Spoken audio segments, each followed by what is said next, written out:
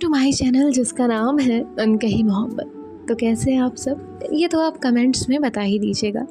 और आपने इनके पिछले पार्ट में क्या सुना था ये तो आपको पता ही होगा, और अगर नहीं सुना है तो प्लीज़ जाकर सुन लीजिएगा। चलिए हम आपको सुनाते हैं। अदिति अपने घर गई हुई थी।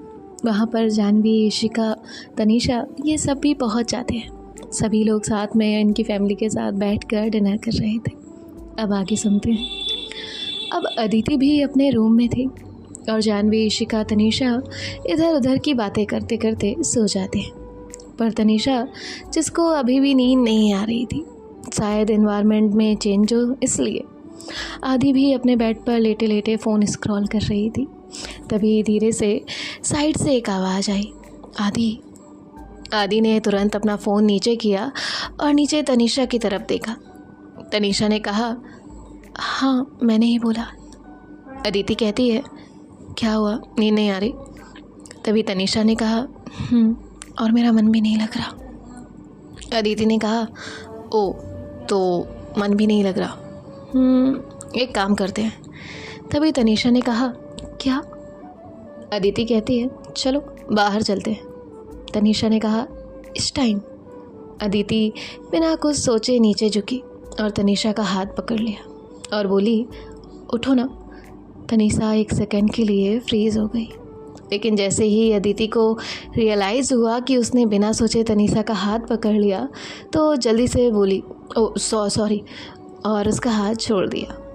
तनीषा बस अदि को देखती रही, पर उसके फेस पर एक हल्की सी स्माइल भी थी।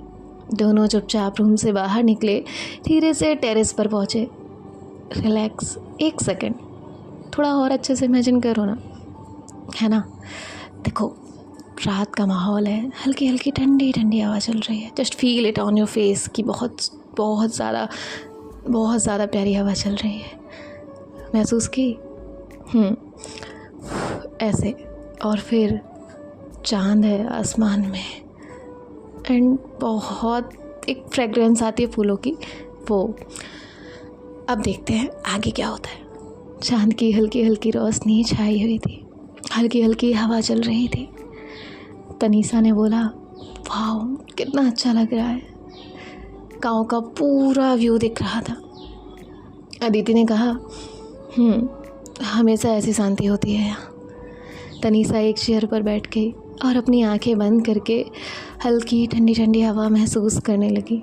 आदि भी थोड़ी दूर रेलिंग के पास खड़ी हो गई और नीचे खेतों की तरफ देखने लगी। दोनों चुप थे। तभी आदि ने बोला, अंदर चलना है? तनीषा ने कहा, नहीं थोड़ी देर और। आदि ने कहा, ठीक है। दोनों फिर से चुप हो गए। तभी तनीषा ने धीरे से पूछा, दोस्त? अदिति उससे बोलती है, उस दिन तो हो ही गई थी दोस्ती। तनीषा ने कहा, उस दिन इशिका ने कराई थी, आज मैं खुद कर रही हूँ। अदिति ने कहा, ठीक है दोस्त। अदिति फिर से दूसरी तरफ देखती है और तभी तनीषा ने बोला, मुझे तुम्हारा समझ नहीं आता। आदि ने कहा, मतलब? तनीषा ने कहा, एक तरफ इतना सीरियस, बस काम से काम, और दूसरी तरफ सब नॉर्मल, जैसे कुछ हुआ ही नहीं। अदिति कहती है, बस ऐसे ही। अब अदिति का फेस तनीषा के ही तरफ था। तनीषा ने कहा, एक और बात पूछूं? अदिति ने कहा, पूछो। तनीषा ने कहा, वो टैबलेट क्यों? अदिति के एक्सप्रेशन थोड़े से चेंज हुए। अदिति ने अपनी नज़र हल्की सी चांद की तरफ की। चांद को देखते हुए, अपनी पॉकेट में हाथ डालते हुए, थोड़ा सा अपने कंधों को सही करते हुए, थोड़ी गहरी सांस लेते हुए कहा, देखो यार, उस बात को अंदर ही रहने दो, वो बस। तभी तनीषा ने उसे बीच में रोकते हुए कहा, अब हम दोस्त हैं, बता सकते हो। अदिति ने कहा, मैं एग्री हूँ कि हम दोस्त हैं, बट नहीं। तनीषा समझ गई कि कोई बड़ी बात है। तनीषा ने कहा, ओके नो प्रॉब्लम। तभी अदिति ने कहा, बस वैसे तुम इतना क्यों सोच रही हो? तनीषा आदि की तरफ देखती है, जैसे कुछ बोलना चाहती हो। पर बस फिर बोलती है क्यों ही। कभी कभी होता है ना, आपके साथ, मेरे साथ, हम सबके साथ होता है कि बात लबों तक तो आती है पर फिर रह जाती है। ऐसा ही तनिषा के साथ हो रहा था। अब ये दोनों भी कुछ देर यूं ही खड़े रहते हैं। कुछ कसमकस थी, कुछ बातें थी, कुछ अनकहा एहसास था जो दोनों के दरमियान था, पर क्या था ये महसूस करना अभी इनके लिए शायद समझ पाना नामुमकिन था, या मुमकिन था लेकिन कोई समझना नहीं चाहता था। अब थोड़ी देर बाद ये दोनों भी नीचे चले जाते हैं। वैसे आप लोगों को मेरा यूँ बीच में बात करना, थोड़ा हंसी मजाक करना और बीच बीच में टोकना, इमेजिन कराना अच्छा तो लग रहा है? नहीं लग रहा है तो लगाइए यार, अच्छा मेरा अच्छा लग रहा है ना मुझे। जस्ट जोकिंग बता दीजिएगा। सो बस हाँ, फॉर अ बेटर एक्सपीरियंस आँखें क्लोज करके आप महसूस कर सकते हैं। और कोई बर्तन धोते हुए सुन रहा है तो बर्तन पे फोकस करिएगा। किसी ने कल मुझे कमेंट किया था, सो उधर तो रिप्लाई नहीं किया। अपने काम पे फोकस करिएगा, वरना फ्लाइंग बर्तन या चप्पल कुछ भी रिसीव हो सकता है। जय हो, राधे राधे। आगे बढ़ते हैं। नेक्स्ट डे होता है। अदिति जो लेट सोने के बाद भी अपने फिक्स टाइम पर उठ चुकी थी, एकदम अपनी वाइब में। वो मॉर्निंग में जॉगिंग और स्ट्रेचिंग कर रही थी। आदि के साथ जो उस दिन जो बॉडीगार्ड्स थे, वो बॉडीगार्ड्स आदि के नहीं हैं, उसके पापा के हैं। पर आदि से इनकी काफ़ी अच्छी वाली दोस्ती है। तो अब तीनों जो है वो साथ चल रहे थे, एक दूसरे को परेशान कर रहे थे। कोई किसी के हाथ को मार रहा था, कोई किसी को पकड़ के भाग रहा था, और मतलब एक दूसरे को तंग कर रहे थे। कोई कुछ कर रहा था तो कोई कुछ, सब मस्त थे, एकदम केयर फ्री। यही सब करते करते अब ये तीनों, अब ये सब घर के बाहर वाला जो एरिया था वहाँ पे आ जाते हैं। और ऊपर की तरफ रेलिंग के पास तनिषा और ऋषिका खड़े हुए थे। तनिषा का फोकस आदि पर था। बात ये थी कि वो सोच रही थी कि आदि ऐसी तो बिल्कुल नहीं है जैसी दिख रही थी। ये रात में कितने अच्छे से बात करती है मेरे से, और अभी भी कितनी खुश है। मतलब जैसी वो दिखती है वैसी बिल्कुल भी नहीं है। और यहाँ नीचे की तरफ एक गार्ड अपनी बॉडी फ्लेक्स करते हुए बोलता है, देख मेरे बाइसेप्स क्या मस्त है ना। तभी आदि कहती है, हाँ भाई मस्त है, बट मेरे भी हैं, बस तुम दोनों से थोड़े कम। तभी दूसरा गार्ड कहता है, ओहो तो अब आदि जी कंपटीशन करेंगे। आदि ने अपनी स्लीव थोड़ी ऊपर की और बोली, हाँ देख लो, आखिर आदि हूँ मैं। तभी अदिति ने बॉडीगार्ड के हाथ पर तेज से मारा। तभी गार्ड ने बोला, आदि के बच्चे तू रुक, अब तुझे छोड़ेंगे नहीं। और बस दोनों गार्ड्स आदि की तरफ दौड़ पड़े और उसे पकड़ लिया। तभी आदि कहती है, नहीं यार ये नहीं। पर गार्ड्स ने आदि को अच्छे से पकड़ लिया और शुरू हो गए एक ज़बरदस्त गुदगुदी सेशन। आदि लिटरली हंस हंस के पागल हो रही थी। तभी आदि ने कहा, नहीं यार बस छोड़ो, पेट दुख रहा है। तीनों की हंसी मजाक से पूरा जो घर है, वो उनका जो बाहर का एरिया है वो गूंज रहा था। पर तभी आदि की नज़र ऊपर गई और जैसे सब फ्रीज हो गया। जब तक ये फ्रीज है तब तक मेरी एक पर्सनल बात बताती हूँ। मेरे किसी भी काम के बीच में जैसे ये वेल की आवाज़ आई या शंखनाद हुआ या कुछ भी पॉजिटिव मतलब साइन होता है यूनिवर्स का, so I feel very grateful and blessed. तो ये मेरे बारे में कुछ छोटी छोटी चीज़ें हैं। चलिए वरना ज़्यादा देर इन्हें फ्रीज नहीं रख सकते, आगे बढ़ते हैं। तनिषा उसको देख रही थी। तनिषा को तो समझ आ गया था कि उसके दिल में क्या है, उसकी फीलिंग्स थोड़ी बहुत तो उसे समझ आ ही रही थी। बट आदि के लिए ये एक अजीब सी फीलिंग थी, पर वो भी फ्रीज हो चुकी थी। पर तभी एक गार्ड ने उसको और तेज गुदगुदी शुरू कर दी और आदि का कंसंट्रेशन टूट गया और वो एकदम से बोली, देखो वो दोनों हमें देख रहे हैं। गार्ड्स ने तुरंत ऊपर देखा और बस यही एक चांस लेके आदि भाग गई। भागते हुए बोली, हमें नहीं, मुझे देख रही थी। गार्ड्स ने आदि को देखा और आदि हंसते हुए अंदर भाग गई। उधर तनिषा और ऋषिका ने एक पल के लिए एक दूसरे की तरफ देखा और थोड़ा ऑकवर्ड फील किया और फिर बिना कुछ बोले अंदर चली गई। आदि अंदर आई तो अभी भी हंसी नहीं रुकी थी। आदि जैसे ही अंदर आई, दादी ने पकड़ लिया। दादी ने कहा, आदि इधर आ, ये सब नौटंकी बंद कर और जाकर फ्रेश हो जा। आदि ने कहा, दादू इधर आओ, एक हक करते हैं। तभी दादी ने कहा, नहीं तू जा फ्रेश हो पहले, तब बात करना मेरे से। आदि ने कहा, अच्छा चलो ठीक है। अब आदि भी चली जाती है फ्रेश होने के लिए और थोड़ी देर में सब आ जाते हैं ब्रेकफास्ट करने के लिए। टेबल पर हंसी मजाक बातें चल रही होती हैं, एकदम फुल हैप्पी वाली वाइब आ रही थी। आदि ने एक बाइट ली और एकदम एक्सप्रेशन बदल गए। तभी उसने कहा, मम्मा यार, हर चीज़ में धनिया डालने की क्या ज़रूरत है, मुझे बिल्कुल पसंद नहीं है। तभी उसकी माँ ने कहा, तुझे कुछ पसंद है भी? आदि ने फिर से अपनी प्लेट की तरफ देखा और फिर तनीषा की तरफ एक पल के लिए देखा। दोनों की नज़रें आपस में टकराईं, आंखें मिली, पर फिर आदि ने ऑकवर्डली अपना फेस पापा की तरफ कर लिया। आदि ने कहा, पापा आप कब से धनिया खाने लगे, आपको भी तो पसंद नहीं था। तभी उसके पापा ने एक हल्की सी स्माइल की और बोले, बेटा इसके पीछे एक बहुत बड़ा लॉजिक है। आदि ने कहा, अच्छा बताओ ना क्या लॉजिक है। उसके पापा ने कहा, ये लॉजिक तो अपनी मम्मा से पूछ। आदि ने अपना फेस मम्मा की तरफ किया। तभी उसने कहा, मम्मा बताओ ना। उसकी माँ ने एकदम आराम से बोला, धनिया खाने से दिमाग तेज होता है। एक सेकंड के लिए सब साइलेंट हो गए और फिर आदि जोर से हंसने लगी। लकी भी उसके साथ हंस रहा था और धीरे धीरे सबके चेहरे पर मुस्कुराहट आ गई। और आदि ने हंसते हुए बोला, और मम्मा ये थ्योरी कौन से साइंटिस्ट ने दी है? लकी ने कहा, अरे ये साइंटिस्ट तुझे नहीं पता? आदि ने कहा, भाई मैंने पूरा नर्वस सिस्टम पढ़ लिया, लेकिन कभी ये थ्योरी नहीं पढ़ी कि धनिया खाने से न्यूरॉन्स यानी कि ब्रेन सेल्स डबल हो जाते हैं, और ना ही कोई ऐसा साइंटिस्ट मुझे मिला है। तभी लकी कहता है, बेटा ये साइंटिस्ट तुझे किसी बुक में नहीं मिलेगा। और फिर सब हंसने लगे। आदि कहती है, फिर कहाँ भाई? लकी ने अपनी माँ की तरफ इशारा करते हुए बोला, क्योंकि वो साइंटिस्ट हमारे घर में है ना, इसलिए। तभी उसकी माँ कहती है, अगर तुम दोनों ने अब कुछ एक्स्ट्रा बोला ना तो दोनों की पिटाई पक्की। आदि ने कहा, अरे मम्मा। तभी उसकी माँ ने कहा, कुछ नहीं, बहुत काम है, सब कुछ प्लान करना है, जल्दी नाश्ता करो। इन सब बातों के साथ ब्रेकफास्ट भी हो जाता है। तनीषा ने चुप चुप के आदि को देखा।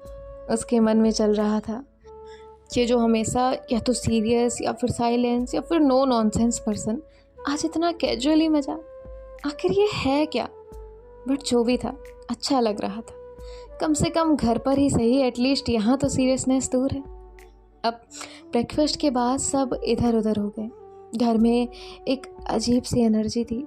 सब इधर उधर अपने काम में लगे हुए थे। जानवी लकी की माँ के साथ थी और इशिका और तनीषा दादी के पास बैठकर बातें कर रहे थे। आदि के पापा स्टेयर्स से नीचे आ रहे थे। तभी आदि ने बोला, पापा मुझे भी ले चलो ना। तभी उसके पापा ने कहा, चल तो फिर। लेकिन पीछे से माँ ने बोला, नहीं तू मत जा। आदि कहती है, क्यों, घर पर भी क्या करना है, जाने दो ना। तभी माँ ने पापा की तरफ देखते हुए बोला, आप चले जाओ, आदि को यहीं रहने दो। तभी आदि ने कहा, मम्मा पर क्यों? तभी माँ ने कहा, जानवी और तनीषा के पेरेंट्स आ रहे हैं आज और तुझे स्टेशन जाना है उन्हें लेने। आदि कहती है, ठीक है। आदि ने पापा की तरफ देखा और बोली, पापा शाम को घर जल्दी आना। तभी उसके पापा कहते हैं, हाँ ठीक है। आदि ने माँ से पूछा, अंकल आंटी किस टाइम तक आएंगे? तभी उसकी माँ ने कहा, आ ही जाएंगे 1-2 घंटे में। तो अदिति ने कहा, चलो तो मैं निकलती हूँ। तभी उसकी माँ ने कहा, अरे इतनी जल्दी वहाँ जाकर क्या करेगी? आदि ने कहा, अरे जाने दो ना, इतने टाइम के बाद गांव में हूँ, थोड़ा एंजॉय तो करने दो। तभी उसकी माँ ने कहा, ठीक है। और तनीषा इशिका की तरफ देखते हुए बोली, लेकिन इन दोनों बच्चियों को भी लेकर जाना अपने साथ। आदि ने एकदम से बोला, बच्चियाँ? मम्मा ये दोनों किसी एंगल से बच्चियाँ लगती हैं। माँ ने आदि के हाथ पर हल्का सा मारते हुए बोला, ज़्यादा मत बोल, ये भी तो गाँव आई हैं, उन्हें भी देखना चाहिए सब कुछ। तभी आदि ने कहा, ठीक है ठीक है, चल रही हो तुम दोनों। तनीषा और इशिका ने एक दूसरे को देखा। फिर एकदम से इशिका बोली, आंटी मुझे एक काम है, मेरी दोस्त, और ये देखो कॉल भी आ गया। इशिका ने फ़ोन ऊपर करते हुए बोला, आदि आप तनीषा को ले जाओ, मुझे ज़रूरी काम है। और फिर एक सेकेंड, और वो इतना कहकर ऊपर की तरफ भाग गई।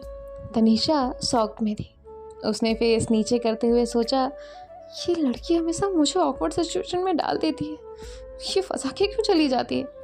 तभी उसकी माँ ने कहा, लो वो तो गई, तनीषा तू जा बेटा। तनीषा कहती है, आंटी मैं। दादी ने प्यार से कहा, अरे जा बेटा, ये भी जाओ उसके साथ। तभी तनीषा ने कहा, ठीक है। आदि ने कहा, देखो जल्दी चलो, मुझे लेट होना पसंद नहीं है। माँ ने तुरंत आदि का कान पकड़ लिया, तुझे किसी से अच्छे से बात करनी नहीं आती। आदि ने बोला, मम्मा कान तो छोड़ो, दर्द हो रहा है। तभी उसकी माँ ने कहा, पहले अच्छे से बोल। तभी आदि ने कहा, हाँ ठीक है छोड़ो तो। उसकी माँ ने उसका कान छोड़ा। आदि ने तनीषा की तरफ देखते हुए बोला, चलिए मैडम जी, नहीं तो जाने में देर हो जाएगी। तनीषा के मन में एक अजीब सी खुशी थी, पता नहीं क्यों, पर यह सुनना अच्छा लग रहा था।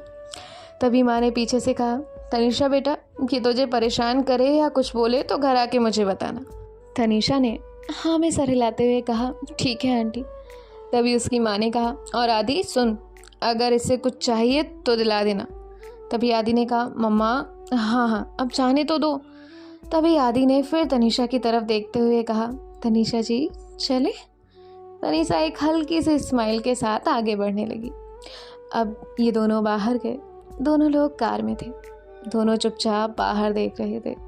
आदि का पूरा फोकस सामने और बाहर गांव की शांति थी, उधर था। कुछ देर तक कोई कुछ नहीं बोला। फिर फाइनली आदि ने साइलेंस तोड़ते हुए कहा, क्या हुआ तुम्हें? वैसे तो इतना बोलती हो, अभी इतना चुप क्यों हो? तनीषा ने हल्की सी स्माइल की और धीरे से बोली, चुप? क्या बात करूं? आदि ने कहा, पता नहीं, जो मन करे वो बात करो। तनीषा ने बाहर देखते हुए कहा, यहाँ कितना अच्छा लग रहा है ना ट्रैफिक का शोर, ना कोई जल्दी, सब कुछ कितना पीसफुल है। आदि ने कहा, हाँ बहुत शांति है यहाँ, गाँव का अपना एक अलग ही सुकून है। तनीषा ने फिर पूछा, और मेरी दोस्ती से कोई प्रॉब्लम तो नहीं? आदि ने कहा, मुझे क्या प्रॉब्लम होगी? नहीं बिल्कुल नहीं है। तनीषा ने कहा, आदि ने कहा, अच्छा पहले भी कभी गांव आई हो या फर्स्ट टाइम है? तनीषा ने कहा, नहीं फर्स्ट टाइम। आदि ने कहा, क्या फर्स्ट टाइम? मतलब आज से पहले कभी नहीं? तनीषा ने कहा, नहीं। आदि ने कहा, ओह ओके। अभी अंकल आंटी उनके आने में टाइम है ना, चलो तुम्हें एक और अच्छी सी जगह लेकर चलते हैं। तनीषा ने कहा, कहाँ? आदि ने कहा, वो तो तभी देखना। आदि ने कार दूसरी तरफ टर्न की। थोड़ी देर का वेट करने के बाद फाइनली आदि ने कार एक जगह रोक दी। आदि ने कहा, चलो, और फिर दोनों कार से बाहर आए। बाहर कुछ इस तरह का व्यू था। धूप हल्की सी नरम हो चुकी थी, हवा तेज थी लेकिन सुकून देने वाली। उस जगह से पूरा गांव दिख रहा था, हरी भरी खेती, दूर तक पेड़ और दूर दूर तक बस हवा की आवाज़। एक सुकून, एक पीस जिसे कोई डिस्टर्ब नहीं कर सकता। शहर के सवालों से बहुत दूर, बस सुकून ही सुकून। आदि थोड़ा आगे बढ़ी, तनीषा भी उसके पीछे थी। तनीषा ने कहा, ये जगह कितनी शांत है। आदि ने तनीषा की तरफ देखते हुए बोला, हाँ शोर से दूर, लोगों से दूर, जहाँ कोई डिस्ट्रैक्शन नहीं होता, बस अकेलापन। तनीषा ने कहा, और तुम्हें अकेले रहना क्यों पसंद है? आदि एक पल के लिए चुप थी। उसकी आंखें अब भी कहीं दूर जा रही थी। फिर उसने बोला, बस आदत है। तनीषा ने धीरे से उसकी तरफ एक कदम बढ़ाया और बोली, आदत की वजह? इस कहानी में शुरू से आदि का प्लांट से प्यार है। उसको नेचर में अपनापन लग रहा है। सोचा है क्यों? नहीं ना? चलो आओ मेरे साथ इमेजिन करना। आदि ने तनीषा का जवाब देते हुए कहा, कभी सोचा है जब हम तन्हा होते हैं तो दिल क्यों किसी शोर से नहीं बल्कि प्रकृति की खामोशी से सुकून ढूंढता है? शायद इसीलिए क्योंकि प्रकृति सिर्फ एक नज़ारा नहीं है, एक महसूस की जाने वाली किताब है जिसमें हर पेड़, हर पत्ता और हर हवा का झोंका एक कहानी लिखता है। अभी आप लोग थोड़ा और ध्यान से सुनना, ओके। जब इंसान अकेला महसूस करता है तब वो किसी भीड़ में नहीं बल्कि फूलों के बीच में बैठना चाहता है, क्योंकि उनका खामोश खिलना भी एक तसल्ली देता है। फूल हमेशा हंसते हैं, चाहे उनके आसपास तूफान ही क्यों ना हो। ये हमें सिखाते हैं कि ज़िंदगी चाहे जितनी भी मुश्किल क्यों ना हो, खिलना ज़रूरी है। और जब शाम ढलती है और सूरज अपना रंग बिखेरता है, तब फूलों पर गिरती रोशनी एक अलग ही कहानी लिख देती है। जैसे वो भी दिन के साथ दुख और थकान को पिघलकर रात की ठंडक में खो देना चाहते हो। हर फूल का रंग एक अलग जज्बात का एहसास दिलाता है। लाल एक जुनून और सफ़ेद एक शांति। और जब हवा धीरे से गुजरती है तो सिर्फ बॉडी टच नहीं, दुखों को भी छू कर ले जाती है अपने साथ उसी बहाव में। फूलों की खुशबू महसूस करो तो लगेगा जैसे प्रकृति अपनी हर सांस से कह रही हो, कोई भी दुख हमेशा नहीं रहता। जैसे मुरझाए हुए फूल गिर जाते हैं, वैसे ही नई कलियां भी खिलती हैं। रात के सितारे भी एक अजीब कहानी लिखते हैं। ये वो रोशनी है जो सिर्फ अंधेरे में दिखती है।